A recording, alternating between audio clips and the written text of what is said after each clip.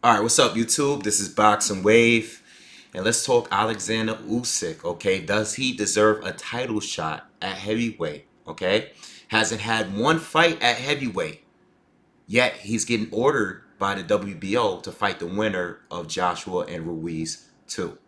So does he deserve it? Let's talk about it. All right. Now, me personally, I don't have any dispute with this move. All right, it's not the first time we seen a fighter, and it's part of the rules. A fighter moving up a division and fighting for that very same title, okay, becoming the mandatory or getting ordered by the or sanctioning body. It's not the first time, okay. Um, we know that Dillian White is the number one ranked fighter at the WBO, but Dillian White just turned down a fight with AJ. Okay, he was supposed to fight AJ in April at Wembley. You know how I know? Because I'm still pissed off that he didn't take that fight. All right, because I would have seen that fight, and he ruined my opportunity on my vacation.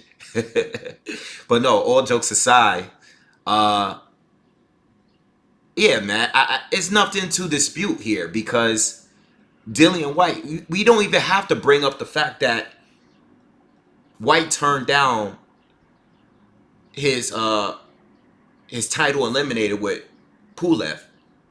We don't even need to bring that up because he actually had a direct fight with AJ opportunity. He turned it down because he felt he wasn't getting paid enough.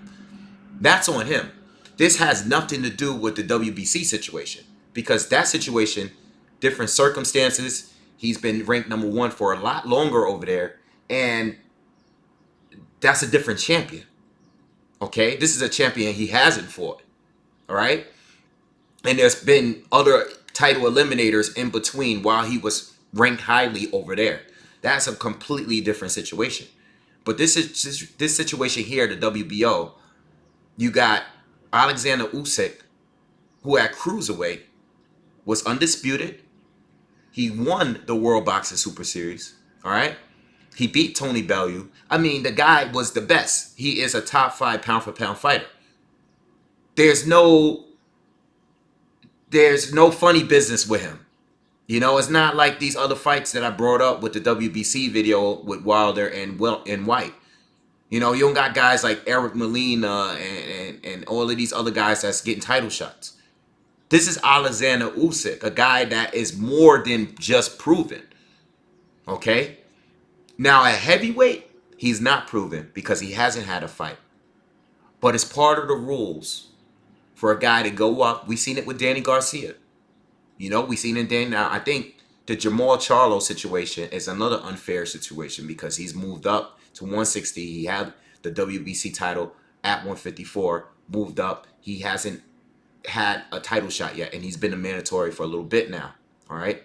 But Danny Garcia, when he moved up from 140, had a title. He was unified at 140. He goes up and he fights for the vacant WBC title. All right. The title that Floyd used to have, the title that Floyd had when he fought Andre Berto. Okay? He fought Robert Guerrero. All right? Also, Terrence Crawford. Can't forget him. Another undisputed champion at 140. All right? He was undisputed. All right? Moves up, becomes the WBO Mando. All right? Fights Jeff Horn, beats him up. All right? So, this is something that happens all the time, and I don't believe there's anything to dispute. I think Dillian White in this situation screwed himself by not taking the AJ fight, you know, because he could have been the one to win that night, you know, instead of Andy Ruiz. All right, so he screwed himself out of this situation. The IBF, as far as the IBF, him turning down the Pulev fight, well, yeah, he turned down the Pulev fight, but he didn't have to fight Pulev to get to Joshua. He could have just fought Joshua, you know? So, okay, we can bring up the Pulev situation, but it really doesn't matter that he didn't fight Pulev. You know, he's fighting Oscar Rivas now, which, in my opinion, as far as knockouts, it might be a more dangerous fight for Dillian White. I don't know. You can go back and forth. But at the end of the day, when it comes to Oleksandr Usyk, I have no dispute at all with them making that ruling. You know, whoever wins AJ and whoever wins between AJ and Ruiz have to face Usyk, which sucks for them, you know, because we don't know how good Usyk is going to be at heavyweight. All right, now let's bring up. I just wanted to bring up Joseph Parker and speak on him for a few minutes, for a second. I seen him call out Usyk, welcomed him to the heavyweight division, said, "I'll be your first fighter up here."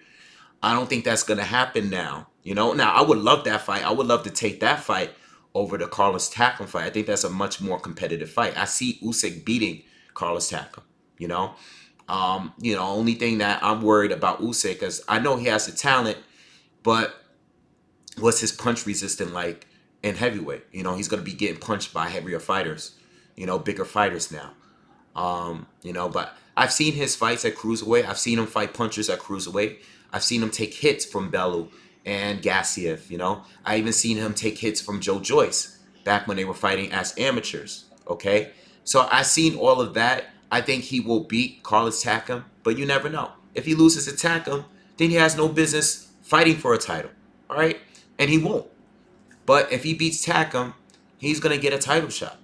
All right, and I don't see him fighting Joseph Parker. Joseph Parker is still one of the better heavyweight, even though he's lost to White and Joshua. He is still one of the best heavyweights out there. Okay, it's a much tougher fight than Takam. I mean, Joseph Parker beat Takam himself, and Takam is Takam is a great test, but Joseph Parker, if Usyk went to fight Joseph Parker and beat him as his first fight as heavyweight, that's a damn good statement. So I would much rather see that fight. But being realistic here, I doubt that fight would happen. Parker is actually going to be fighting this weekend against Leopai on the Android card, on the undercard. All right, but as much as I would love to see that, listen, I would love to see that fight. That's like a little over the top. I'm not expecting that because this is boxing at the end of the day. We don't get gifted too much in this sport. But I would love to see the fight. But I'm expecting Usyk to fight Carlos Takam still. All right. And, I expect Usyk to win that fight.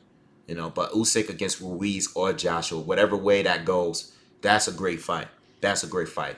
And I have no dispute with that at all. I have none. Usyk is the real deal.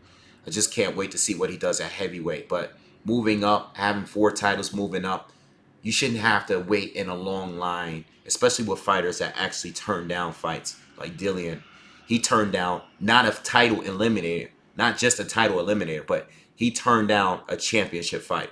He turned that down with AJ. All right. He turned down the opportunity to fight for 4 belts. All right. 3 majors.